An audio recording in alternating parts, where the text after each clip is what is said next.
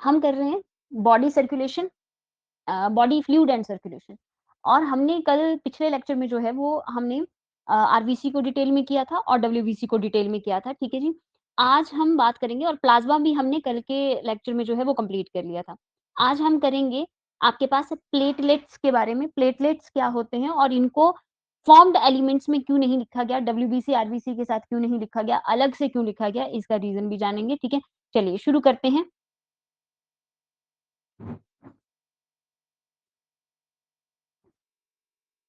Platelets, ठीक है जी।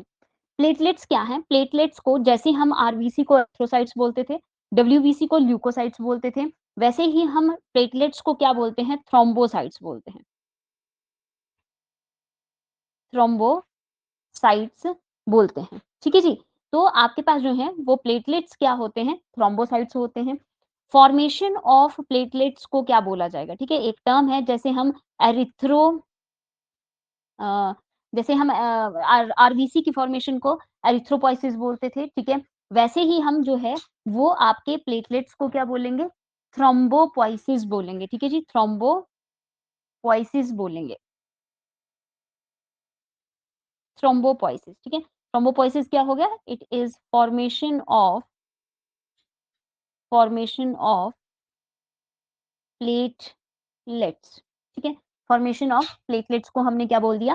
Thrombopoiesis बोल दिया, ठीक है? ये जो होते हैं, ये क्यों आरबीसी, डब्ल्यूबीसी के साथ नहीं लिखे गए? क्योंकि these are not true cells, ठीक है? जो आपके प्लेटलेट्स होते हैं, वो ट्रू सेल्स नहीं होते हैं, ठीक है? तो फिर ये क्या होते हैं? ये है हमारे पास एक सेल बनता है, दैट इज़ मेगाकैरियोसाइट, ठीक है? उसी के फ्रेगमेंट्स होते हैं। तो क्या है ये? These are cellular fragments of megakaryocytes. These are the fragments of megakaryocytes, ठीक है? कहाँ बनता है ये मेगाकैरियोसाइट? मेगाकैरियोसाइट एक सेल है, उसी के छोटे-छोटे टुकड़े हो जाते हैं जिनको हम थ्रोम्बोसाइट्स बोलते हैं, ठीक है? ये मेगाकैरियोसाइट कहाँ बनता है? It is formed in the megakaryocytes formed in bone marrow, ठीक है? तो जैसे आरबीसी बोन मैरो में बनते हैं, डब्ल्यूबीसी बोन मैरो में बनते हैं, वैसे ही मेगाकैरियोसाइट भी बोन मैरो में बनता है, और जब ये बोन मैरो से बाहर निकलता है तो इसके छोटे-छोटे टुकड़े हो जाते हैं, उन्हीं को हम क्या बोल देते हैं? प्लेटलेट्स बोल देते हैं, ठीक है? नंबर क्या है हमारे पास? नंबर आरबीसी का 5 टू 5.5 मिलियंस पर एमएम क्यूबिक ऑफ ब्लड था। आपके जो डब्ल्यूबीसी थे उनका 6000 टू 8000 एमएम क्यूबिक है ना? पर एमएम क्यूबिक ऑफ ब्लड था। और आपके पास जो है, जो प्लेटलेट्स होते हैं, इनका नंबर कितना होता है? 1.5 टू 3.5 लाख पर एमएम क्यूबिक ऑफ ब्लड, ठीक है जी? तो ये चीज़ को ध्यान देना है आपने। अगर नंबर इंक्रीज़ हो जाता है, अगर आपके पास प्लेटलेट्स का नंबर क्या हो जाता है? इंक्रीज़ हो जाता है, तो इसको क्या बोला जाता है? थ्रोम्बोसाइटोसिस, है ना? क्या बोलते हैं इसको? थ्रोम्बोसाइटोसिस, ठीक है? और इनका नंबर अगर जो है वो क्या हो जाएगा? नंबर डिक्रीज़ेज़, अगर नंबर डिक्रीज़ हो जाता है, तो क्या टर्म्स थी हमारे पास? थ्रोम्बोसाइटोपिनिया, है ना? थ्रोम्बोसाइटोपिनिया। तो ये चीज़ें ऐसे ही याद रखनी है। जब आपके पास आरबीसी का किया था तब भी हम जो है वो एरिथ्रोसाइटोसिस ही बोल रहे थे, एरिथ्रोसाइटोपिनिया ही बोल रहे थे नंबर इंक्रीज़ होने को। तो सारी टर्म्स वही हैं, बस आपने अकॉर्डिंग टू सेल जो आप कर रहे हैं, उसके हिसाब से आपने कर लेना है कि क्या है। अच्छा, इसका काम भी देख लेते हैं, फंक्शंस ऑफ आपके प्लेटलेट क्या होते हैं? तो ये यूज़ होता है किसमें? That that helpful in blood clotting, ठीक है? किसमें हेल्प करते हैं आपके? प्लेटलेट्स ब्लड क्लॉटिंग में हेल्प करते हैं, तो ये चीज़ को ध्यान देना है आपने। चलिए, अब आपने क्या-क्या चीज़ें कर ली, जो एक फ्लो चार्ट मैंने कल आपको दिया था, ठीक है? उसमें से हमने प्लाज़्मा को डिटेल में कर लिया, उसमें से हमने फॉर्म्ड एलिमेंट में से आरबीसी को डिटेल में कर दिया, डब्ल्यूबीसी को डिटेल में कर दिया। ठीक है? और हमने प्लेटलेट्स को भी डिटेल में कर लिया है। डब्ल्यूबीसी को पूरा जो डब्ल्यूबीसी की टाइप्स थी neutrophils, eosinophils, basophil, monocytes, lymphocytes सारे मैंने आपको डिटेल में करवा दिए, कौन-कौन कितने-कितने परसेंट है और क्या-क्या काम करता है। सारा कुछ कर लिया, बहुत सारे क्वेश्चन्स बनते हैं यहाँ से, ठीक है? चलिए, अगला टॉपिक शुरू करते हैं इस चैप्टर का। अगला टॉपिक है आपके पास ब्लड ग्रुप। अगला टॉपिक क्या है? ब्लड ग्रुप, ठीक है? ब्लड ग्रुप जो हैं, वो क्या हैं हमारे पास और ब्लड ग्रुप कैसे बनते हैं, ठीक है? चलिए, तो देखिए, एक टर्म होती है एंटीजन, ठीक है? एक टर्म क्या है आपके पास है एंटीजन। तो आपको पता है, एक होता है एंटीजन और दूसरे क्या हैं एंटीबॉडीज़, है ना? आपको पता है कि जब कोई फॉरेन पार्टिकल हमारी बॉडी में एंटर करता है, तो उसको एंटीजन का नाम दिया जाता है और जो हमारी बॉडी में उसके अगेंस्ट जो आर्मी तैयार की जाती है, उनको एंटीबॉडीज़ बोलते हैं, ठीक है?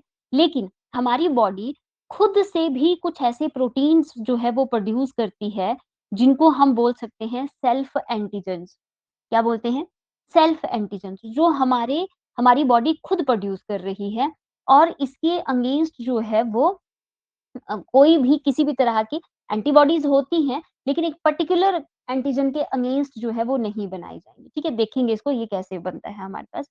अब बोला हमारे पास जो ब्लड ग्रुप है वो कौन-सा ब्लड ग्रुप हम फॉलो करते हैं? एबीओ ग्रुपिंग सिस्टम जो है वो हम फॉलो करते हैं, ठीक है? एबीओ ग्रुपिंग सिस्टम किसने दिया था? It was given by the Karl Landsteiner.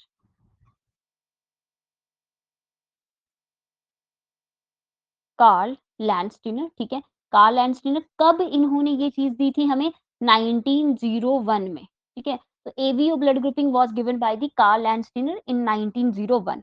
अब एक चीज़ को ध्यान देना है आपने कि आपकी मैंने बोला कि आपकी बॉडी में क्या बन रहे हैं कुछ आपकी बॉडी में सेल्फ एंटीजेन्स बन रहे हैं, सेल्फ एंटीजेन्स बन रहे हैं। कहाँ बनते हैं ये? ये बनते हैं self antigens present on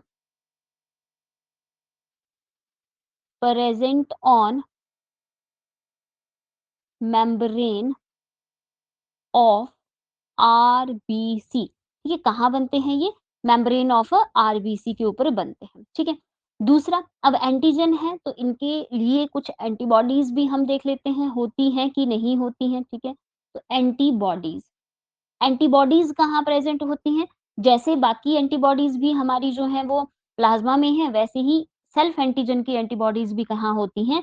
plasma में ही प्रेज़ेंट होती हैं। ठीक है? और फिर हम देखेंगे कि इनका ब्लड ग्रुप से क्या लेना-देना है। तो एक बात को याद रखना है कि आरबीसी के ऊपर जो एंटीजन होगा, वही हमारा ब्लड ग्रुप है। ठीक है? ये एंटीजेन्स क्या हैं? ये कुछ प्रोटीन्स हैं, कुछ कार्बोहाइड्रेट्स हैं जो हमारी मेम्ब्रेन ऑफ आरबीसी के ऊपर प्रेज़ेंट होते हैं। ठीक है? सपोज़ करो आपके आरबीसी के ऊपर प्रेज़ेंट है एंटीजन ए, ठीक है? तो इसके अगेंस्ट जो एंटीबॉडी प्रेज़ेंट होगी वो क्या होगी? बी। ठीक है? ए नहीं होगी। अगर ए होती तो आपका ए एंटीजन जो है वो खत्म हो जाता, तो आपका ब्लड ग्रुप नहीं बन पाता। तो कौन-सी एंटीबॉडी दी है इसके अगेंस्ट? बी एंटीबॉडी दी है। तो बी एंटीबॉडी ए एंटीजन को नहीं मार पाएगी, ठीक है? तो हमारा ब्लड ग्रुप क्या होगा? हमारा ब्लड ग्रुप होगा ए ब्लड ग्रुप, ठीक है? अगर आपके आरबीसी की मेम्ब्रेन पे बी एंटीजन है, तो इसके अगेंस्ट एंटीबॉडी होगी ए क्योंकि ये नहीं मार पाएगी इसको, तो हमारा ब्लड ग्रुप हो जाएगा बी। अगर आपके आरबीसी की मेम्ब्रेन पे दोनों ही एंटीजेन्स हैं ए और बी, तो इसके अगेंस्ट कोई भी एंटीबॉडी प्रेज़ेंट नहीं होगी, ठीक है? और आपका ब्लड ग्रुप क्या हो जाएगा? ए बी ब्लड ग्रुप हो जाएगा। अगर आपके एंटीजन पे कोई भी जो है वो एंटीजन नहीं प्रेज़ेंट है, 0 लिखा मैंने ये, ठीक है? 0 एंटीजन जो है वो प्रेज़ेंट है, तो एंटीबॉडीज़ दोनों हो सकती हैं क्योंकि इधर आपके एंटीजन में तो कुछ भी नहीं है, तो एंटीबॉडीज़ दोनों ही हो सकती हैं, ठीक है? तो आपका जो ब्लड ग्रुप होगा वो क्या होगा? आपका ब्लड ग्रुप हो जाएगा ओ, है ना? 0 था, ये नॉट होता है लेकिन लिखते-लिखते हम इसको ओ बोलना हमने इसको क्या कर दिया? शुरू कर दिया, ठीक है? चलिए, अब देखिए ए ब्लड ग्रुप एंटीबॉडी क्या होगी? बी और आपका ब्लड ग्रुप क्या होगा? बी हो जाएगा। तो क्वेश्चन बनता है यहाँ से कि the blood group of individual is depends on it depends on the antibody present in plasma or it depends on the antigen that present on the membrane of RBC. So it depends on the antigen that present on the membrane of RBC. जो antigen होगा वही आपका blood group भी रहने वाला है, ठीक है? और ये भी याद रखना है कि किसके लिए एंटीबॉडी कौन-सी है, किसके लिए दोनों हैं, किसके लिए कोई भी नहीं है हमारे पास। ठीक है? तो ये हमें किसने बताया था? ये हमें कार्ल लैंडस्टीनर ने बताया था। एक हमारे पास और ब्लड ग्रुप रेयरली देखने को मिला है, जि इसमें भी किसी भी तरह की कोई एंटीबॉडी जो है वो एंटीजन जो है वो प्रेज़ेंट नहीं होता है, लेकिन इसमें एंटीबॉडी की संभावनाएँ क्या थी कि एंटीबॉडी ए भी हो सकती है, एंटीबॉडी अकेली बी भी हो सकती है, दोनों भी हो सकती हैं, नहीं भी हो सकती है और एक अलग तरह की एंटीबॉडी देखने को मिली जिसका नाम था एच, जिसका नाम हमने रखा एच एंटीबॉडी, ठीक है? तो एच एंटीबॉडी थी, कोई भी एंटीजन नहीं था, तो इस ब्लड ग्रुप का नाम भी हमने क्या रख दिया एच एंटीजन और इसको बॉम्बे एंटीजन भी बोलते हैं, क्योंकि एक बॉम्बे का बंदा था, उसमें ये ब्लड ग्रुप जो है वो देखने को मिला जो ना ए था, ना बी था, ना ए बी था, ना ओ था, अलग ब्लड ग्रुप था, जिसका नाम रखा गया एच ब्लड ग्रुप, ठीक है? तो बॉम्बे वाली साइड एक बंदे में देखने को मिला था। अब धीरे-धीरे, धीरे-धीरे ना उसकी शादी हुई होंगी, उसके बच्चे हुए होंगे, तो धीरे-धीरे उसकी जब जैसे-जैसे वो फैलती गई आगे चीज़ें हैं ना, उसके जीन्स आगे जाते गए, तो थोड़ा-सा बॉम्बे में, थोड़ा-सा गुजरात वाले एरिया में अब ये चीज़ देखने को मिल रही है, एच ब्लड ग्रुप, ठीक है? तो इसमें भी याद रखना है आपने कि क्या-क्या चीज़ है। अब इसमें देखिए कि कौन-सा इसमें से जो है वो यूनिवर्सल डोनर हो सकता है और कौन-सा जो है वो यूनिवर्सल रेसिपिएंट हो सकता है, ठीक है? तो आपको पता है ये तो बचपन से पढ़ रहे हैं। ए बी ब्लड ग्रुप जो है वो यूनिवर्सल क्या होता है? रेसिपिएंट होता है ना? क्या है ये? यूनिवर्सल रेसिपिएंट, है ना? यूनिवर्सल रेसिपिएंट क्यों है ये? क्योंकि देखिए इसके पास किसी भी तरह की एंटीबॉडी नहीं है। आप इसको ए चढ़ा दो ए ब्लड ग्रुप चढ़ा दो तो एंटीबॉडी ए के अगेंस्ट भी नहीं है। आप बी चढ़ा दो तो बी के अगेंस्ट भी एंटीबॉडी नहीं है। आप बिना एंटीबॉडी वाला चढ़ा दो तब भी चल पड़ेगा काम क्योंकि एंटीबॉडी है ही नहीं तो कुछ भी चढ़ा दो उसको, एंटीबॉडी है ही नहीं। तो कोई भी एंटीजन वाला ब्लड ग्रुप चढ़ा दो उसको कोई फ़र्क नहीं पड़ता। इसीलिए वो क्या है यूनिवर्सल रेसिपिएंट है, ठीक है? फिर आपके पास आ जाता है यूनिवर्सल डोनर कौन-सा है? तो यूनिवर्सल डोनर है ओ ब्लड ग्रुप क्योंकि इसके पास एंटीजन नहीं है, है ना? कोई एंटीजन नहीं है, 0 एंटीजन है इसके पास। तो अगर ये वाला ब्लड ग्रुप आप चढ़ा रहे हो तो अगले जिसको दे रहे हो ओ, है ना? अपना ब्लड सपोज़ करो मेरा ब्लड ग्रुप ओ है, मैंने जिस बंदे को दिया मेरे पास मेरा ब्लड ग्रुप ओ है, तो मेरे ब्लड ग्रुप पे ना ही ए एंटीजन है, ना बी एंटीजन है, कुछ भी नहीं है मेरे पे, ठीक है? तो मैंने अपना ब्लड ग्रुप जिस बंदे को दिया, उसके पास चाहे ए एंटीबॉडी हो, चाहे बी एंटीबॉडी हो, चाहे ए बी एंटीबॉडी हो, चाहे कोई सी भी एंटीबॉडी हो, क्या ही फ़र्क पड़ता है? एंटीजन तो गए नहीं ना मेरे ब्लड से उस तरफ, है ना? तो क्या फ़र्क पड़ेगा? कोई फ़र्क नहीं पड़ेगा, ठीक है? तो ये हो जाएगा आपका यूनिवर्सल डोनर। ठीक है? ओ जो है वो किसी को भी दे सकता है क्योंकि उसके पास कोई भी एंटीजन नहीं है और बी जो है वो किसी से भी ले सकता है क्योंकि उसके पास कोई भी एंटीबॉडी नहीं है। ठीक है? तो आपको ये चीज़ समझ आई? यहाँ से क्वेश्चन्स पूछते हैं, वैसे तो वो जेनेटिक्स वाला पोर्शन है जहाँ से ब्लड ग्रुप से रिलेटेड पूछते हैं इस तरह की चीज़ें कि मम्मी का ये है, पापा का ब्लड ग्रुप ये है, तो बच्चे का ब्लड ग्रुप क्या होगा, है ना? वो जेनेटिक्स वाले टॉपिक के हिसाब से पूछते हैं, बट पता होना चाहिए आपको, वो वहाँ पढ़ेंगे जेनेटिक्स वाले टॉपिक में, ठीक है? चलिए, अब हम बोलते हैं कि ब्लड ग्रुप मेरा ए पॉज़िटिव है, मेरा बी पॉज़िटिव है ना? ये पॉज़िटिव नेगेटिव क्या है? तो एक हमारे पास और फैक्टर जो है, वो मेम्ब्रेन ऑफ आरबीसी पे प्रेज़ेंट होते हैं that is called RH factor. क्या बोलते हैं? RH factor. ये आरएच फैक्टर क्या चीज़ है और ये आपके पास जो है वो कहाँ प्रेज़ेंट होती है? तो आरएच जो नाम लिया गया है, ये लिया गया है रहीसस मंकी से। कहाँ से लिया गया है? रहीसस मंकी से लिया गया है, ठीक है? आपके पास जो है ये भी किसने डिस्कवर किया था? It was discovered by Karl Landsteiner that was discovered by Karl Landsteiner ठीक है? और एक और बंदा भी था इसके साथ जिसका नाम था आपके पास है Wiener, Karl Landsteiner and Wiener in 1940 है ना? अभी रिसेंटली ही जो है वो क्या किया गया है इसके बारे में पता चला है। इसको क्या बोलते हैं हम? इसको बोलते हैं डी एंटीजन है ना? Also called also called D antigen, ठीक है। ए एंटीजन, बी एंटीजन तो वो ब्लड ग्रुप बनाते हैं। अगर डी एंटीजन आ गया, आरएच फैक्टर आ गया, तो वो पॉजिटिव और नेगेटिव ब्लड ग्रुप की क्या करता है, फॉर्मेशन करता है, ठीक है। बोला इफ, है ना, if it present on membrane of RBC, ये भी मेम्ब्रेन ऑफ आरबीसी पे ही प्रेजेंट होंगे, present on the membrane of RBC, ठीक है। तो ब्लड ग्रुप क्या हो जाएगा, the blood group is positive, ठीक है। इफ एब्सेंट, अगर नहीं है ये आरबीसी की मेम्ब्रेन पे, तो ब्लड ग्रुप क्या हो जाएगा, ब्लड ग्रुप नेगेटिव हो जाएगा आपका, ठीक है।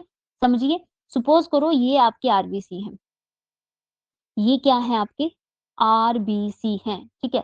इन आरबीसी पे अगर आपके पास जो है वो इनकी मेम्ब्रेन पे एक एंटीजन प्रेजेंट है, दैट इज ए, और दूसरा आपके पास जो है वो क्या प्रेजेंट है, आरएच फैक्टर भी प्रेजेंट है, तो इस बंदे बंदे का जो ब्लड ग्रुप है वो क्या हो गया, इस बंदे का ब्लड ग्रुप हो गया ए पॉजिटिव, ठीक है।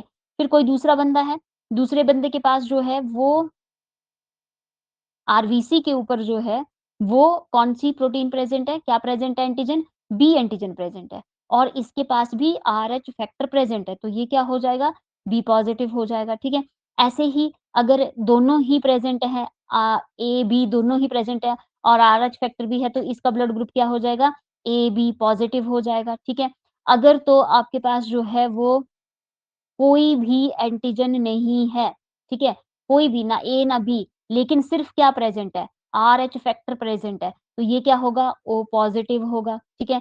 अगर आपके पास जो है वो आरबीसी है और आरबीसी की मेम्ब्रेन के ऊपर क्या है? आरबीसी की मेम्ब्रेन के ऊपर सपोज़ करो ए एंटीजन है, लेकिन आरएच फैक्टर नहीं है, तो ये क्या होगा? ए नेगेटिव हो जाएगा, ठीक है? वैसे ही अगर आपके पास जो है आरबीसी के ऊपर कुछ भी नहीं है, कुछ भी नहीं है ना? खाली है आरबीसी, तो ये क्या होगा आपके पास है, ये हो जाएगा ओ नेगेटिव, ठीक है? तो इस तरह से पॉज़िटिव और नेगेटिव जो है वो डिसाइड करता है कौन? आरएच फैक्टर डिसाइड करता है, ठीक है? चलिए नेक्स्ट करते हैं बात किसकी? एक टर्म है दैट इज़ एरिथ्रोब्लास्टोसिस फर्टाइलिस, है ना? क्या है? एरिथ्रोब्लास्टोसिस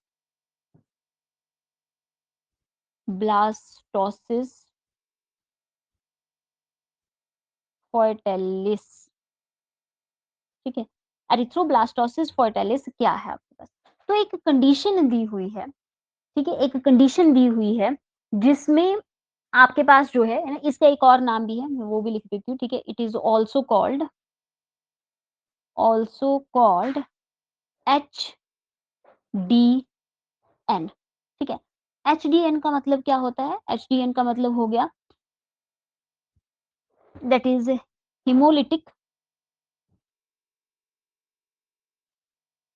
हेमोलिटिक डिज़ीज़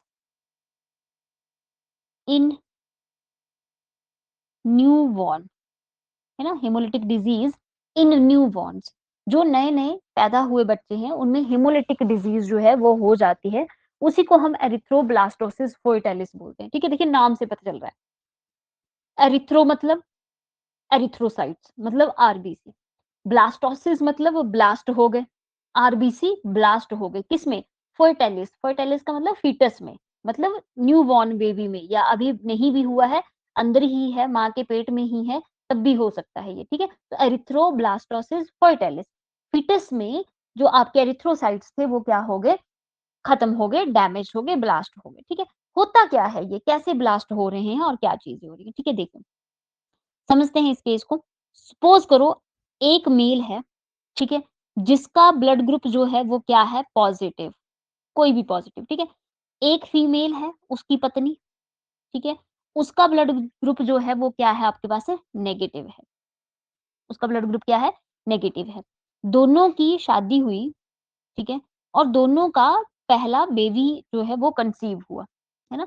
पहला बेबी क्या हुआ? कंसीव हुआ, या पहला बेबी जो हुआ, हो गया, डिलीवरी हो गई, तो आपके पास जो है ये बेबी जो था इसका ब्लड ग्रुप कैसा है? पॉज़िटिव, है ना? फर्स्ट बेबी जो है उसका ब्लड ग्रुप कैसा है? पॉज़िटिव है। कोई दिक्कत की बात नहीं है, है ना? मम्मी का नेगेटिव था, बच्चे का पॉज़िटिव हो गया, कोई दिक्कत की बात नहीं है इसमें, ठीक है जी? क्यों दिक्कत की बात नहीं है? क्या बोला? ठीक है, बोला during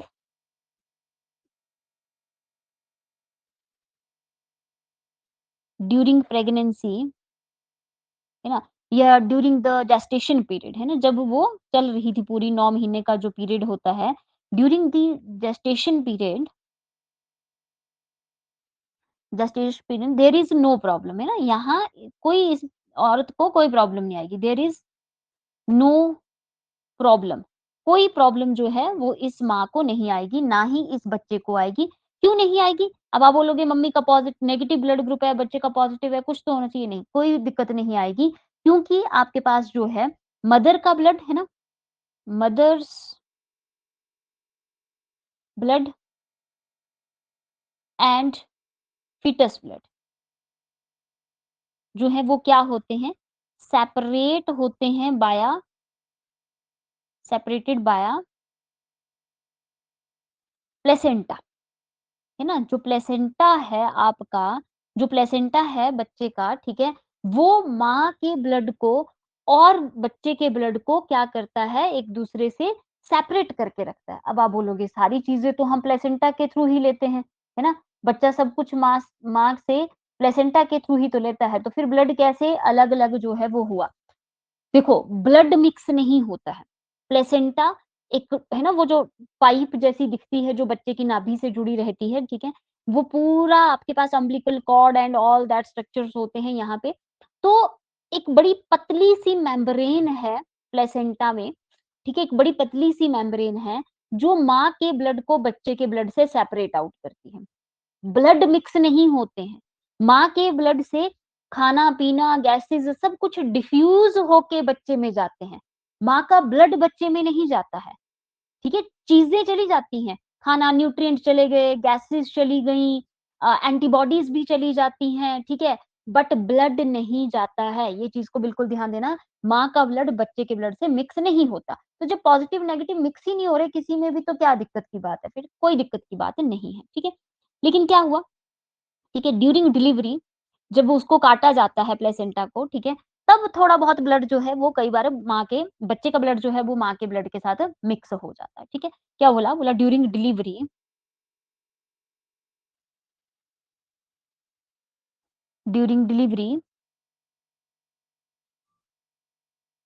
placenta ruptured,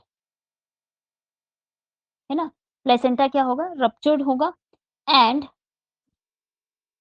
foetus blood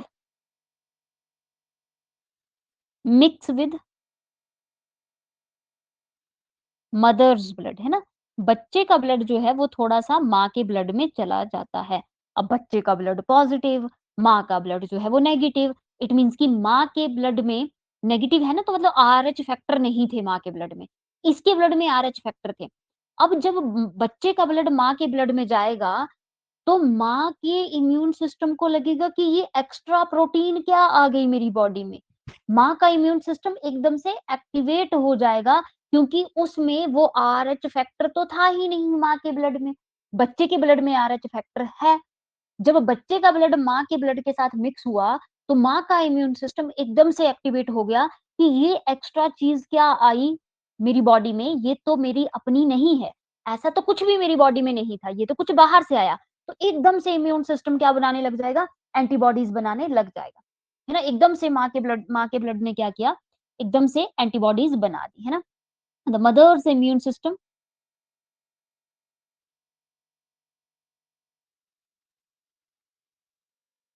mother's immune system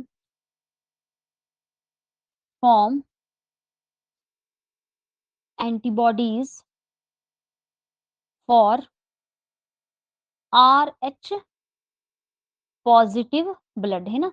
माँ के ब्लड ने फटाफट जो है वो आरएच फैक्टर के लिए क्या कर दी? एंटीबॉडीज़ बना दी। कोई दिक्कत की बात नहीं है। एंटीबॉडीज़ ने सारा आरएच फैक्टर खा दिया, माँ भी हेल्दी, बच्चा भी हेल्दी। कोई दिक्कत नहीं हुई।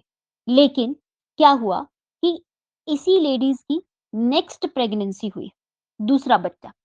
और दूसरा बच्चा भी कैसा हुआ? दूसरा बच्चा भी पॉजिटिव ब्लड ग्रुप वाला हो गया। ठीक है, तो क्या हुआ? क्या दिक्कत की बात है ना? पहले दिक्कत नहीं हुई तो अब भी नहीं होनी चाहिए, लेकिन अब दिक्कत हो जाती है। क्या दिक्कत होती है? मैंने आपको बोला ठीक है? मैं यहाँ लिख रही हूँ, ये दूसरे का केस लिख रही हूँ यहाँ पे, ठीक है? दूसरे का केस मैंने क्या लिखा कि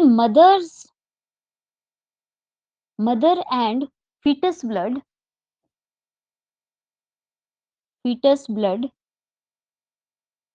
सेपरेटेड बाय प्लेसेंटा, बता दिया मैंने आपको कि ब्लड सेपरेट होता है, सेपरेटेड बाय प्लेसेंटा, ठीक है? ब्लड तो सेपरेट है, बट एंटीबॉडीज को तो नहीं रोक सकता प्लेसेंटा, ठीक है? एंटीबॉडीज, ठीक है? Antibodies through placenta pass through placenta from mother to fetus. हो गई दिक्कत? हो गई दिक्कत, है ना? अब जो आपके पास जो है, इधर देखो, पहली प्रेगनेंसी के दौरान माँ के इम्यून सिस्टम ने एंटीबॉडी बनाई थी पॉजिटिव ब्लड ग्रुप के लिए। दूसरा बच्चा जब हुआ तो वो पॉजिटिव था। जो हमारी नेचुरल एंटीबॉडीज बनती हैं, वो लाइफ लॉन्ग बहुत लंबे तक हमारी बॉडी में एज इट इज रहती हैं। एक बार अगर आपको किसी चीज से इन्फेक्शन हो गया ना, और उस चीज के लिए कोई एंटीबॉडी अगर आपके ब्लड में आपके इम्यून सिस्टम ने बना दी है, तो वो एंटीबॉडी जो है, वो बहुत टाइम तक जो है वो, है ना, लाइफ लॉन्ग भी बोल सकती हूँ मैं, लाइफ लॉन्ग आपके इम्यून सिस्टम में या आपके ब्लड में रहती ही रहती है। जैसे सपोज करो, फॉर एग्जाम्पल, है ना, मुझे कोरोना हुआ, सपोज करो, है ना, 2020 में कोरोना जब बहुत फैला था, तो मुझे कोरोना हुआ, जबकि नहीं हुआ था, पर मान लो कि हुआ, ठीक है? तो मेरे ब्लड में क्या हो गया, कोरोना वायरस के लिए एंटीबॉडीज बन गई, है ना? अब मुझे कभी भी अगर आने वाले टाइम में कोरोना होता है, सेम वेरिएंट के साथ, है ना, सेम वायरस अगर मुझे कोरोना कॉज करता है, तो आपके पास जो है, मेरे पास क्या है, मेरे पास तो एंटीबॉडीज है, मुझे क्या दिक्कत है? कोरोना का वायरस दोबारा मेरी बॉडी में एंटर करेगा, मेरा इम्यून सिस्टम एकदम से एक्टिवेट होगा, ऑलरेडी मैंने हथियार बना के रखे हैं उस वायरस के लिए, वो हथियार एकदम से टूट पड़ेंगे और वायरस को खत्म कर देंगे, तो मुझे दोबारा कोरोना होने के चांसेस बहुत कम होंगे, है ना? वैसे ही यहाँ पे भी है कि माँ का ब्लड नेगेटिव था, पहले बच्चे का ब्लड ग्रुप जो है वो पॉजिटिव था, जैसे ही माँ ड्यूरिंग डिलीवरी जो है वो बच्चे का ब्लड माँ के ब्लड के साथ जब मिक्स हुआ, तो माँ के इम्यून सिस्टम को लगा कि यार ये RH पॉजिटिव जैसी तो कोई चीज मेरी बॉडी में नहीं थी, ये कुछ एक्स्ट्रा बॉडी में आ गया, चलो इसके अगेंस्ट क्या बना दो, एंटीबॉडीज बना दो। एंटीबॉडीज बनाई, RH फैक्टर को खाया पिया, मस्त खत्म किया, माँ भी हेल्दी, पहला बच्चा भी हेल्दी। लेकिन जैसे ही दूसरी प्रेगनेंसी हुई, और दूसरी प्रेगनेंसी के दौरान जो है वो दूसरा बच्चा भी RH पॉजिटिव ही था, तो अब माँ के ब्लड में तो एंटीबॉडीज बनी हुई है RH पॉजिटिव के लिए। मैंने बोला प्लेसेंटा ब्लड सेपरेट रखता है, लेकिन प्लेसेंटा एंटीबॉडीज को नहीं रोक सकता। तो माँ के, है ना, सारी जितनी भी पहली बार जो भी एंटीबॉडी हमें मिलती है वो मम्मी से ही मिलती है हमें, है ना? तो जो अब माँ के ब्लड से बच्चे में जो है थ्रू प्लेसेंटा एंटीबॉडीज आ रही हैं, आ रही हैं, आ रही हैं, ठीक है? अब वो साथ ही साथ दूसरी एंटीबॉडीज भी आ गई, कौन सी? अगेंस्ट RH फैक्टर जो बनाई हुई थी, वो भी एंटीबॉडी कहाँ चली गई, दूसरे बच्चे में चली गई। तो दूसरे बच्चे में क्या दिक्कत हो गई, दूसरे बच्चे को तो ब्लड ग्रुप ही पॉजिटिव है ना, अब RH पॉजिटिव के अगेंस्ट आप एंटीबॉडीज भेजने लग पड़े, तो इस बच्चे को क्या हो जाएगा, इस बच्चे को हो जाएगा जॉन्डिस, क्योंकि एंटीबॉडीज ने क्या किया, वहां जाके आरबीसी पे अटैक कर दिया, इस बच्चे के आरबीसी पे अटैक कर दिया, और इसको, है ना, आरबीसी अटैक किए, आरबीसी खत्म किए, तो धीरे धीरे उसको जॉन्डिस हो गया और उसकी डेथ भी हो सकती है। तो पहले बच्चे के साथ कोई दिक्कत नहीं होगी अगर माँ नेगेटिव बच्चा पॉजिटिव है तो, लेकिन दूसरे बच्चे के साथ दिक्कत हो सकती है। लेकिन क्या हम इस चीज को, है ना, क्या मेडिकल साइंस इस चीज को ऐसे ही छोड़ देगी कि ठीक है, तुम अगर माँ नेगेटिव है और पहला बच्चा पॉजिटिव हो गया तो दूसरा बच्चा तुम पैदा ही नहीं कर सकते? क्या मेडिकल साइंस इस चीज को ऐसे ही छोड़ देगी? नहीं, ऐसे नहीं छोड़ेगी। इसके लिए भी हमारे पास क्या है, इसके लिए भी हमारे पास जो है वो वैक्सीन वैक्सीन हमने बना ली हैं। तो हम क्या करते हैं, देखो, जब फर्स्ट प्रेगनेंसी होती है ना, जब फर्स्ट डिलीवरी होती है, पहली डिलीवरी के दौरान क्या करते हैं, पहली डिलीवरी के टाइम पे हम, है ना, फटाफट से क्या कर देते हैं, मदर को, इससे पहले कि मदर का इम्यून सिस्टम एक्टिवेट हो, उससे पहले हम मदर को क्या दे देते हैं, एक वैक्सीन दे देते हैं, ठीक है? मदर को एक वैक्सीन दे देते हैं, मतलब कि हम उसको आर्टिफिशियल क्या दे रहे हैं, आर्टिफिशियल एंटीबॉडीज दे रहे हैं, किसके against, against RH factor, against positive RH factor, है ना? हमने वो पॉजिटिव आरएच फैक्टर के अगेंस्ट आर्टिफिशियल एंटीबॉडीज़ दे दी। अब आर्टिफिशियल एंटीबॉडीज़ क्या होता है? आर्टिफिशियल एंटीबॉडीज़ का क्या है कि इसका जो है वो लेस लाइफ स्पैन होता है, 2, 3, 4 महीने के लिए होती हैं, इससे ज़्यादा नहीं होती, खत्म हो जाती हैं फिर, ठीक है? और इनकी मेमोरी भी नहीं होती, ठीक है? इनकी कोई मेमोरी नहीं है, इनको कुछ याद नहीं रहता, मर ही जाएँगी 2-3 महीनों के बाद तो याद क्या रहेगा? और 2-3 महीनों में तो दोबारा प्रेग्नेंट हो नहीं सकते, ठीक है? और जो हमारी नेचुरल एंटीबॉडीज़ बनेंगी, वो लाइफ लॉन्ग रहती हैं और उनकी मेमोरी भी होती है। एक बार जो बंदा बॉडी में आ गया और एंटीबॉडीज़ ने देख लिया ना, एंटीबॉडीज़ उसको कभी नहीं भूलती फिर दोबारा, ठीक है? तो इसीलिए जब पहली डिलीवरी हुई थी, है ना? इस औरत की जब पहली डिलीवरी हुई थी, तो यहीं पे इसको क्या कर दिया गया था, इसी यहीं पे इसको आर्टिफ़िशियल एंटीबॉडीज़ हमने दे दी थी, ठीक है? यहीं पे इसको आर्टिफ़िशियल एंटीबॉडीज़ दे दी थी ताकि इसका अपना इम्यून सिस्टम एक्टिवेट ना हो। अपना इम्यून सिस्टम एक्टिवेट हुआ फिर तो दिक्कत ही है, फिर तो दूसरा बच्चा कर ही नहीं सकते। तो जैसे ही डिलीवरी हुई इमीडिएटली इसको आर्टिफिशियल एंटीबॉडीज़ प्रोवाइड करवाई। आर्टिफिशियल एंटीबॉडीज़ ने आरएच पॉजिटिव आरएच फैक्टर को खाया, खत्म किया, ठीक है? और उसका इम्यून सिस्टम एक्टिवेट फिर नहीं हुआ हमारे पास, ठीक है जी? चलिए, तो ये आ गया आपके पास है कि कैसे हमारा सिस्टम जो है वो काम करता है। आरएच फैक्टर क्या है और बाकी चीज़ें क्या हैं। नेक्स्ट चलिए नेक्स्ट करते हैं, ब्लड से ही रिलेटेड नेक्स्ट चीज़ है हमारे पास क्या? कोagulation ऑफ ब्लड। कोagulation ऑफ ब्लड, ठीक है?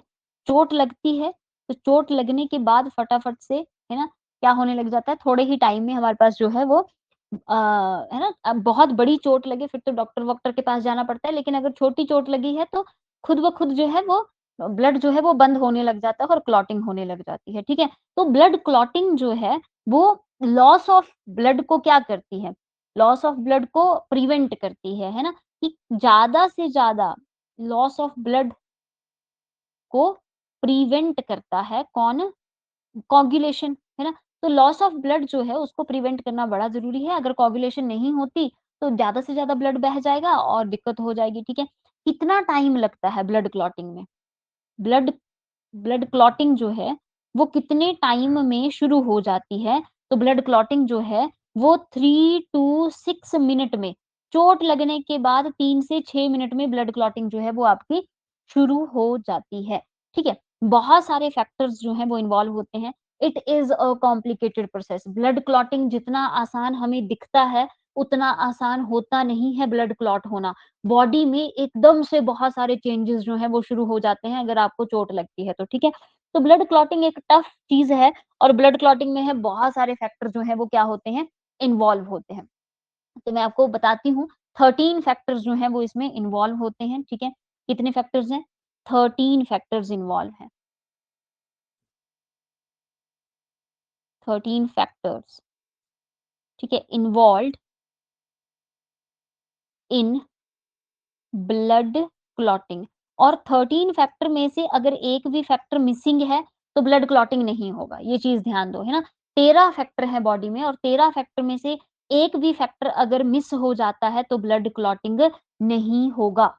समझे बात को, ठीक है? तो देख लेते हैं कौन-कौन से फैक्टर्स हैं। सबसे पहला फैक्टर ये आपने सीक्वेंस में ही अब याद रखने हैं, ठीक है? कि पहला कौन था, दूसरा कौन सा, तीसरा कौन था, ठीक है? पहला फैक्टर होता है आपके पास फाइब्रिनोजेन। पहला फैक्टर क्या है? फाइब्रिनोजेन, ठीक है?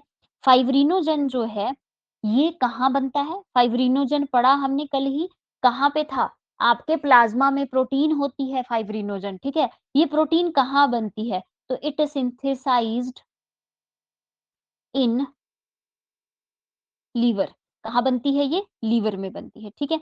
फिर आता है आपके पास फैक्टर 2, फैक्टर सेकंड कौन-सा है? प्रोथ्रोम्बिन,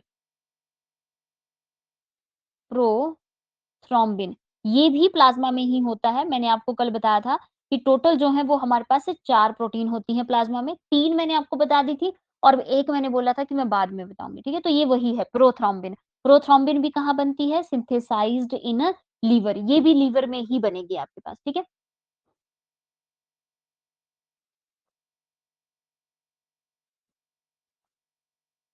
फिर आती है फैक्टर थर्ड, है ना? फिर क्या आता है आपके पास फैक्टर थर्ड। तो फैक्टर थर्ड क्या है? फैक्टर थर्ड है थ्रोम्बोकाइनेज, ठीक है? थ्रोम्बोकाइनेज। थ्रोम्बोकाइनेज जो है, ये क्या चीज़ है हमारे पास? तो थ्रोम्बोकाइनेज जो है, कहाँ बनता है ये कहीं नहीं बनता है, ये रिलीज़ किया जाता है किसके through? It is released from injured it is released from injured tissue, जिस भी टिश्यू में चोट लगेगी वहाँ से, and the and blood platelets, ठीक है? अगर बहुत गहरी चोट लगी है, आपके प्लेटलेट्स ही डैमेज हो गए हैं, तो प्लेटलेट जो हैं वो इसको क्या करते हैं? रिलीज़ करते हैं, ठीक है? चलिए, चौथा फैक्टर देखते हैं, चौथा फैक्टर आपके पास क्या है? Fourth factor is calcium ions. Fourth factor क्या है? Calcium ions. Fourth factor is calcium ions.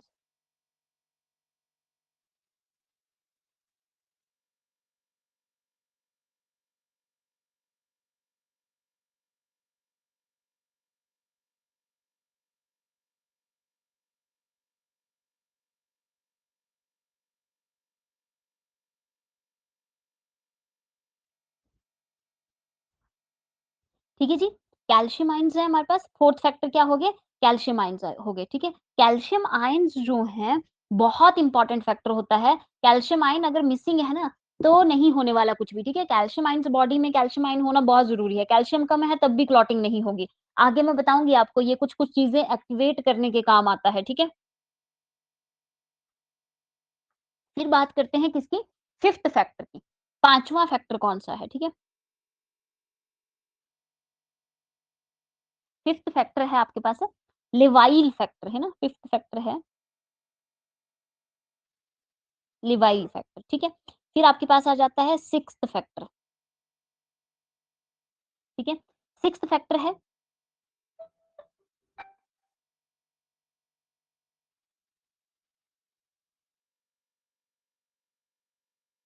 एस्लेरिन, ठीक है?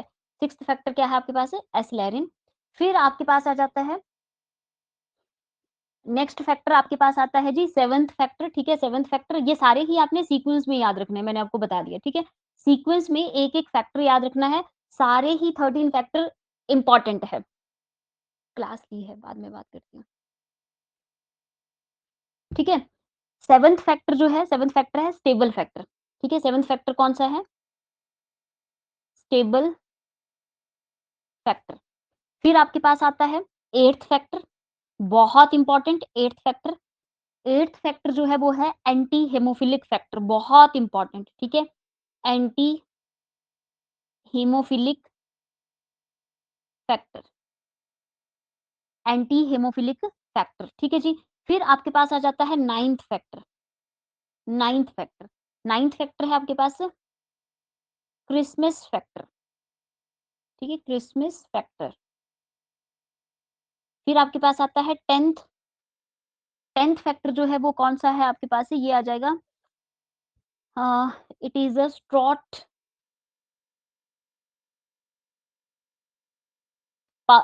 पावर फैक्टर, ठीक है? ये जो फैक्टर है, जो 10th फैक्टर मैं आपको बता रही हूँ, ठीक है? इस 10th फैक्टर में ये विटामिन के डिपेंडेंट होता है ना? ये क्या है? विटामिन के डिपेंडेंट फैक्टर है।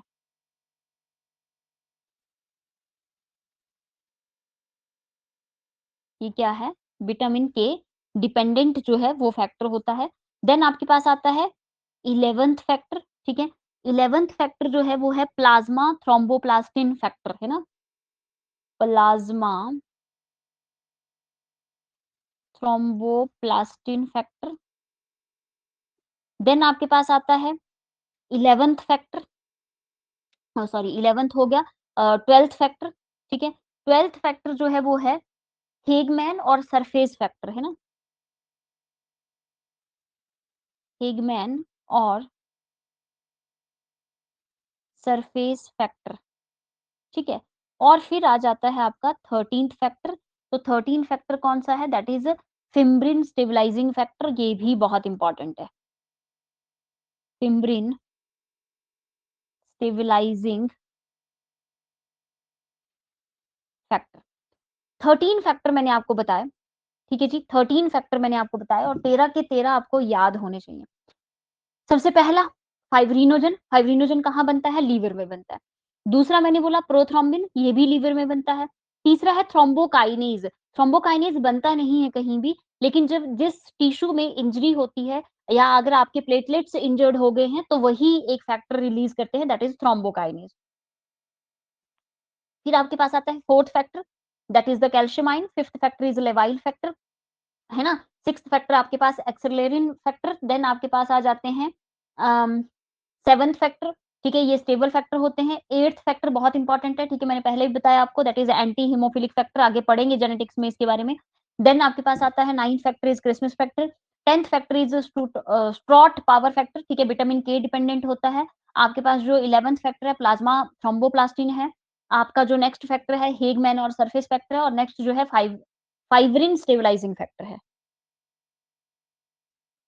ठीक है? तो ये सारे ही फैक्टर्स क्या करने हैं आपने? याद करने हैं, सारे के सारे ही इम्पोर्टेंट हैं, ठीक है? चलिए, काम कैसे होता है ना? जब आपके पास जो है वो जब आपके पास ब्लड जो है वो क्लॉटिंग करने लगता है, तो काम कैसे चलता है? 3 स्टेप्स होते हैं ब्लड क्लॉटिंग के, ठीक है? 3 स्टेप्स कौन-कौन से हैं? और अच्छा, इसको क्या बोलते हैं? जब ब्लड क्लॉटिंग होनी शुरू होती है ना, तो that is called a cascade. Cascade का मतलब होता है कि एक फैक्टर एक्टिवेट हुआ, उसने दूसरे को एक्टिवेट किया, उसने तीसरे को एक्टिवेट किया, उसने अगले को एक्टिवेट किया, उसने अगले को एक्टिवेट किया, है ना? तो इस तरह से जैसे खो-खो खेलते हैं ना, हम एक को धक्का मारा, दूसरे को धक्का मारा, वैसा वाला सिस्टम है इसको, ठीक है? तो ये जो ब्लड क्लॉटिंग मैकेनिज़्म है, ठीक है? ब्लड क्लॉटिंग जो मैकेनिज़्म है, ये क्या है? ये एक कैस्केड मैकेनिज़्म है। It is a cascade mechanism, ठीक है? ये क्या है? कैस्केड मैकेनिज़्म है। मतलब एक-दूसरे को एक्टिवेट करते चले जाएँगे, ठीक है? बोला इसमें जो है वो 3 एसेंशियल स्टेप्स होते हैं। कितने स्टेप्स हैं? 3 स्टेप्स हैं इसमें, ठीक है? कौन-कौन से 3 स्टेप्स हैं ब्लड क्लॉटिंग के? सबसे पहला स्टेप आपके पास होता है फॉर्मेशन ऑफ थ्रोम्बिन एक्टिवेटर, ठीक है? Formation of thrombin thrombin activator, ठीक है? दूसरा स्टेप आपके पास क्या होता है? Second step is conversion of prothrombin into thrombin, है ना? Conversion of prothrombin into thrombin. मैंने आपको पहले बोला है कि अगर किसी के साथ प्रो लग जाता है या किसी के पीछे जन लग जाता है, जैसे फाइब्रिनोजन, है ना? पीछे जन लगा है, आगे प्रो लगा हुआ है, तो इट मीन्स कि वो क्या है? इनएक्टिव फॉर्म में है, उनको एक्टिवेट करना पड़ेगा। तो अभी हमारा ये जो प्रोथ्रोम्बिन है वो इनएक्टिव फॉर्म में बनता है, तो इसको एक्टिवेट करके थ्रोम्बिन में कन्वर्ट करना पड़ता है, ठीक है? फिर आपके पास आता है थर्ड स्टेप, है ना? तीसरा स्टेप क्या होगा? ये सब कुछ करने के बाद हमें conversion of fibrinogen to fibrin, है ना? अब फाइब्रिनोजन को भी एक्टिवेट करना पड़ेगा। द कन्वर्जन ऑफ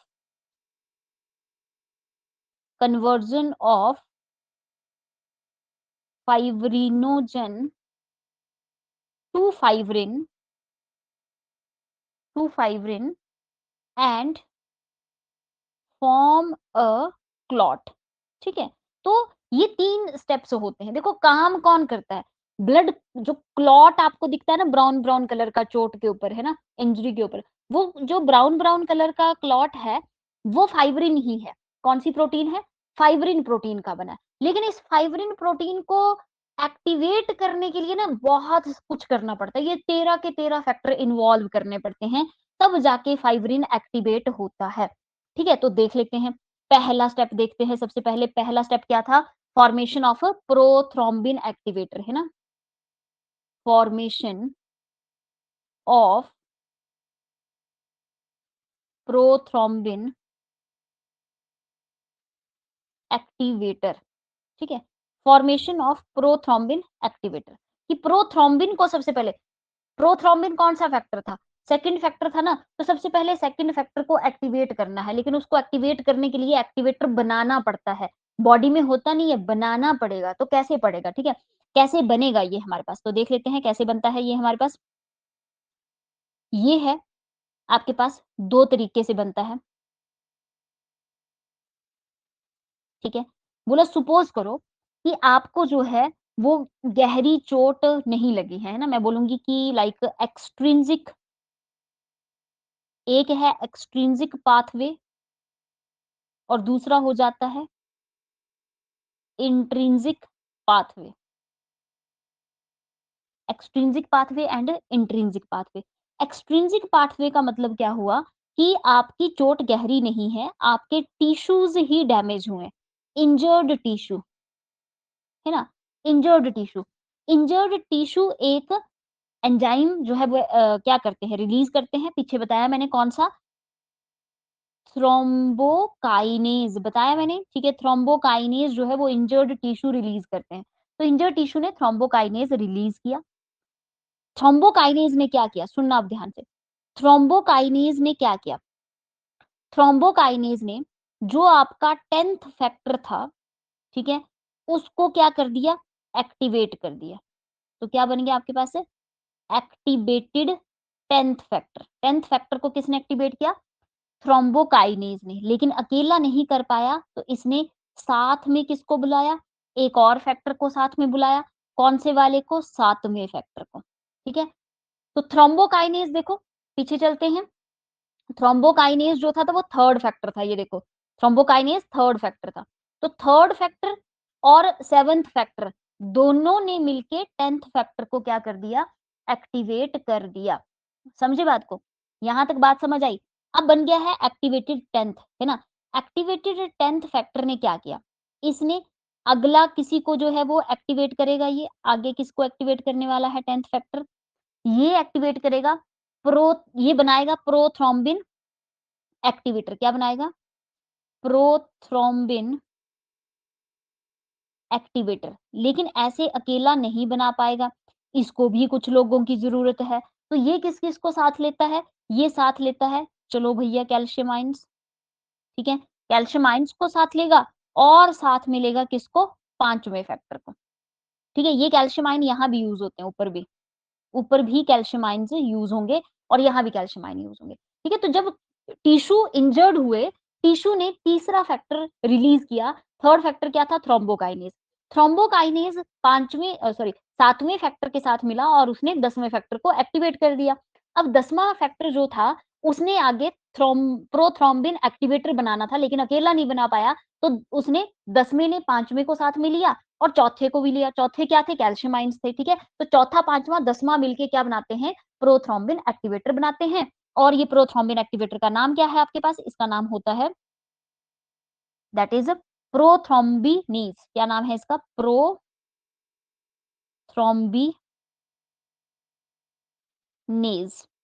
समझ गए बात को, ठीक है। आगे चलिए, ये तो होगी अगर टिश्यू डैमेज है तो ऐसा होगा। लेकिन बोला अगर बहुत ही ज्यादा आपके जो है वो प्लेटलेट्स क्या हो गए हैं, डैमेज हो गए हैं, है ना। तो डैमेज्ड प्लेटलेट्स क्या करते हैं, बहुत गहरी चोट, है ना, बहुत गहरी चोट, तो डैमेज्ड प्लेटलेट्स ने किसको एक्टिवेट करना है, ये एक्टिवेट करेगा आपके पास 12th फैक्टर को, ठीक है। 12th फैक्टर को एक्टिवेट करके एक्टिवेटेड 12th में कन्वर्ट करेंगे, ये एक्टिवेटेड 12th फैक्टर में कन्वर्ट किया, अकेले ही कर देते हैं। एक्टिवेटेड 12th फैक्टर जो है आगे किसको धक्का मारने वाले हैं, 11th को एक्टिवेट करने वाले हैं, तो ये एक्टिवेटेड 11th आ जाएगा, एक्टिवेटेड 11th आ जाएगा, ठीक है। और एक्टिवेटेड 11th जो है वो 9th को क्या करने वाले हैं, 9th को एक्टिवेट करने वाले हैं, 9th को एक्टिवेट किया, ठीक है। तो क्या आ गया, एक्टिवेटेड 9th आ गया, ठीक है। और एक्टिवेटेड 9th जो है वो अब क्या करेगा, 10th को एक्टिवेट करेगा, किसको एक्टिवेट करेगा, 10th फैक्टर को एक्टिवेट करेगा। तो आपके पास आ जाएगा एक्टिवेटेड 10th, एक्टिवेटेड 10th, ठीक है। और ये 9th और साथ में कौन आता है, 9th के साथ में कौन आएगा, 8th फैक्टर, ठीक है। 9th और 8th मिलके 10वें को क्या करते हैं, एक्टिवेट कर देते हैं। और साथ में यहाँ पे वही कौन, calcium ions and calcium ions, ठीक है। 8वां और कैल्शियम आयन आएंगे, 10th को क्या कर देंगे, एक्टिवेट कर देंगे, ठीक है। अब ये जो 10th एक्टिवेट होता है ये क्या करता है आगे, 10th एक्टिवेट होके जो है वो किसको क्या बनाएगा? प्रोथ्रोम्बिन एक्टिवेटर, प्रोथ्रोम्बिन एक्टिवेटर, ठीक है? लेकिन अकेला नहीं कर पाएगा 10th तो किसके साथ मिलता है? पीछे भी पढ़ा हमने, ये मिलता है 5वें फैक्टर के साथ, ठीक है? 5वें फैक्टर के साथ मिलके ये क्या कर देगा? इसको एक्टिवेट कर देगा प्लस कौन से आयन्स? कैल्शियम आयन्स, ठीक है? तो फिर से क्या बन गया? प्रोथ्रोम्बिन बन गया, इधर भी क्या बन गया? प्रोथ्रोम्बिन बन गया। तो जैसी भी चोट होगी, गहरी चोट है तो प्लेटलेट डैमेज होके ये पूरा कैस्केड चलेगा और अगर सुपरफिशियल चोट है तो ये है ना, जो टिश्यूज़ डैमेज हुए हैं तो इस तरह का कैस्केड चलेगा।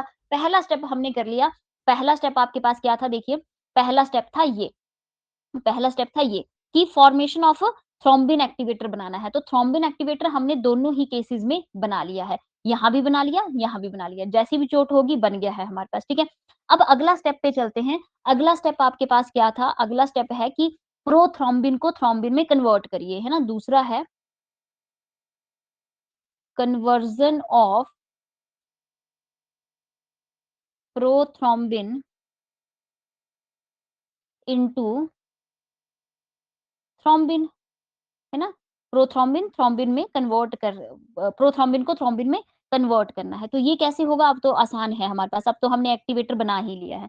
तो हम क्या करते हैं, हमारा जो दूसरा फैक्टर है दैट इज़ प्रोथ्रोम्बिन, उसके ऊपर कौन एक्ट करता है? प्रोथ्रोम्बो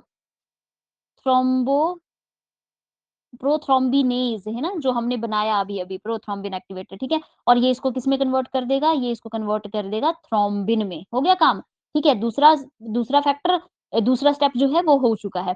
अब तीसरा स्टेप स्टेप क्या है? तीसरा स्टेप है conversion of fibrinogen to fibrin, है ना? फाइब्रिनोजन को एक्टिवेट करके फाइब्रिन में कन्वर्ट करिए बोला, ठीक है? तो अब तो आसान ही है सब कुछ, अब तो सब कुछ बना-बनाया है हमारे पास। तो हमने क्या किया, हमारा पहला फैक्टर है दैट इज़ फाइब्रिनोजन। पहला फैक्टर क्या था? फाइब्रिनोजन। फाइब्रिनोजन को किसमें कन्वर्ट करना है? फाइब्रिन में कन्वर्ट करना है। कौन करेगा इसको फाइब्रिन में कन्वर्ट? तो यहाँ आता है आपके पास थ्रोम्बिन। ये जो आपने प्रोथ्रोम्बिन को एक्टिवेट करके थ्रोम्बिन बनाया ना, इसीलिए बनाया ताकि आप फाइब्रिनोजन को एक्टिवेट करवा सको और किसमें कन्वर्ट करो? फाइब्रिन में कन्वर्ट करो, ठीक है? ये जो फाइब्रिन बना है बोला ये इनसॉल्युबल होता है। कैसा है ये? इनसॉल्युबल है। ठीक है? इनसॉल्युबल है। इसके ऊपर एक्ट करता है, फाइब्रिन के ऊपर एक्ट करेगा कौन? आपका 13th factor that is fibrin stabilising factor. Fibrin stabilising factor कौन-सा फैक्टर था ये? ये था आपका 13वां फैक्टर सबसे लास्ट, ठीक है? और जब ये स्टेबलाइज़ हो जाता है तो फाइब्रिन किसमें कन्वर्ट फाइब्रिन क्या बनाने लग जाता है? फाइब्रिन थ्रेड्स बनाने लग जाता है। जहाँ आपको चोट लगी है, वहाँ पे इस फाइब्रिन के क्या बन जाते हैं?